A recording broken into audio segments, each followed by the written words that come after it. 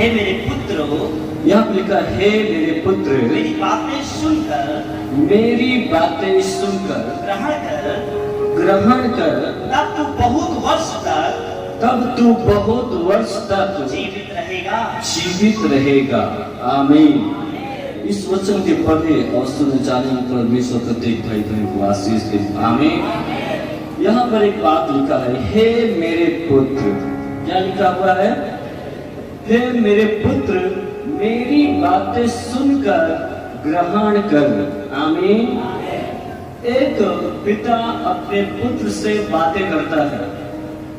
हे मेरे पुत्र, मेरी बातें सुनकर उसको क्या कर? ग्रहण कर। और अक्सर ये है कि जो माता पिता होते हैं अपने बच्चों को जब पुकारते हैं, कहीं भी किसी भी सिचुएशन में है, ओ बेटा ओ बेटी, अपने माता पिता की आवाज को सुनते हैं और वहां को जाते हैं, हाँ या ना। क्यों? क्योंकि वो अपने माता पिता पर क्या करते हैं? विश्वास करते हो, बेटा ओ बेटी। और वो माँ बाप कहीं भी पुकारेगा, वो बेटा जाने के लिए तैयार हो जाएगा। वो बोलेगा, पिता बोलेगा ये काम तो करना है, वो करेगा। मेरे प्रिय मेरे भाई बहन, क्यों? क्योंकि वो उस पर क्या करता है? ट्रस्ट करता है, विश्वास करता है कि मेरा माता पिता है, कि जहाँ पे मुझे बुलाएगा मैं जाऊंगा, जहाँ पे भेजेगा मैं जाऊंगा। क्योंकि ये मुझे जो है गलत डायरेक्शन नहीं दे सकता, सही डायरेक्शन मेरे माता पिता देते हैं, इसलिए मुझे सुनना है उनकी बातों को। और यहाँ पर ये बात लिखा, हे मेरे पुत्र, आज वो स्वर्गीय पिता भी हमसे और आपसे इस बात को कह रहा है कि मेरी बातें सुनकर, कहता है हे मेरे पुत्र। आज हम उसके क्या हैं? परमेश्वर के बेटे और बेटियां। उस ईश्वर की क्या है? हम संतान हैं, उस परमेश्वर की हम संतान हैं। और वो हमें अपने वचन से क्या करता है? बातें कर रहा है। देखो, वो इस समय अब देह में नहीं है। आज से 2023 साल पहले वो देह में आया और समस्त मानव जाति के पाप और गुनाहों को अपने ऊपर उठाकर सूली पे बलिदान हुआ और फिर से तीसरे दिन जिंदा हुआ। और वो अब शरीर में नहीं है, बल्कि स्पिरिट में है, आत्मा में है। वो हमारे साथ में है। हालेलुया। वो हमारे बीच में है।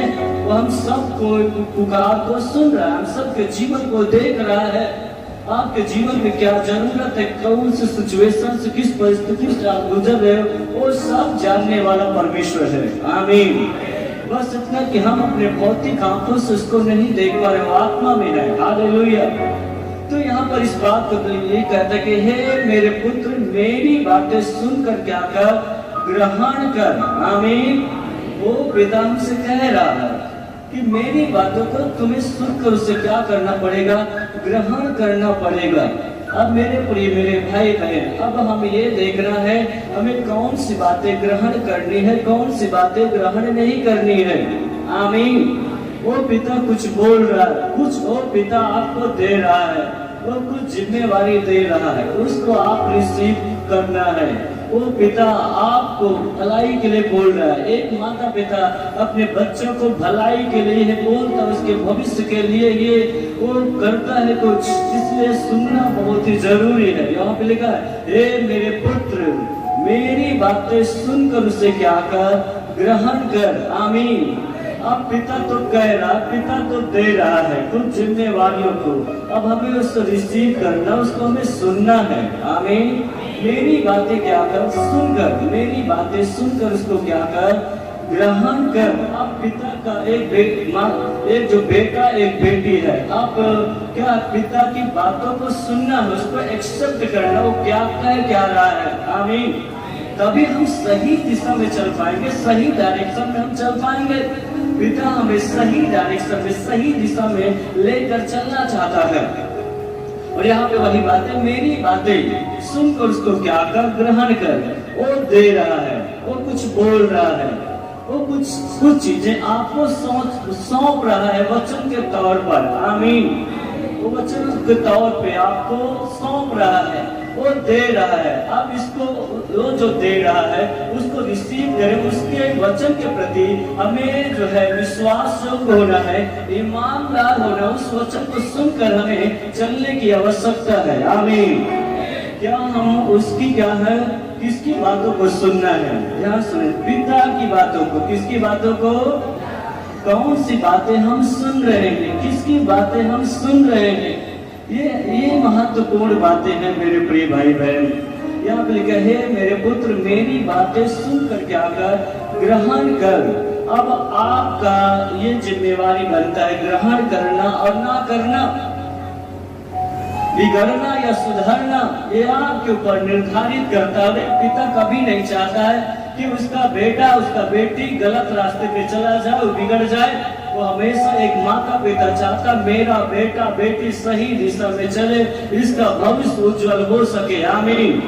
यदि जो माँ जो बेटा जो बेटी पिता की बातों को सुनकर चलेगा वो सही डायरेक्शन में चल पाएगा।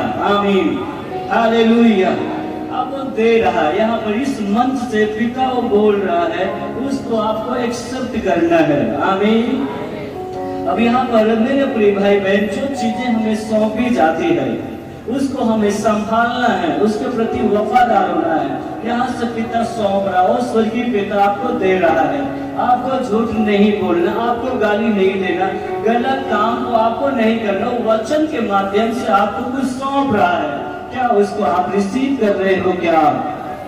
Hallelujah, hallelujah. तब यहाँ पे लिखा है तब यदि हम उसकी बातों को सुनकर रिसीव कर रहे हैं, उसके वचन के प्रति वफादार और विश्वास योग्यता में है, तब यहाँ पे लिखा है नीचे तब तो बहुत वर्ष तक जीवित रहेगा। आमीन, हालेलुया, हालेलुया। तब तो बहुत वर्ष तक क्या रहेगा? जीवित रहेगा। फिर से नेक्स्ट यहाँ पे देखेंगे उसका फिर मेरे पुत्र मेरी बातें सुनकर क्या कर, ग्रहण कर। आपके सामने कुछ परोसा जाता है, समझ रहे, परोसा जाता है। अगर खाना आपके सामने परोसा जाता है तो क्या उसको आप फेंक देते हैं? नहीं, आपके सामने जो भी भोजन परोसा जाता है आप उसको ग्रहण करते हो। हाँ या ना? आप ग्रहण ना करें तो आप भूखे रह जाओगे, आप कमजोर हो जाओगे, आप दुबले पतले हो जाओगे, कहीं न कहीं समस्या आ जाएगी। कमजोरी की वजह से कहीं न कहीं ब्लड कम हो जाएगा, बहुत सारी दिक्कतें आ सकती है इस शरीर में। हाँ या ना?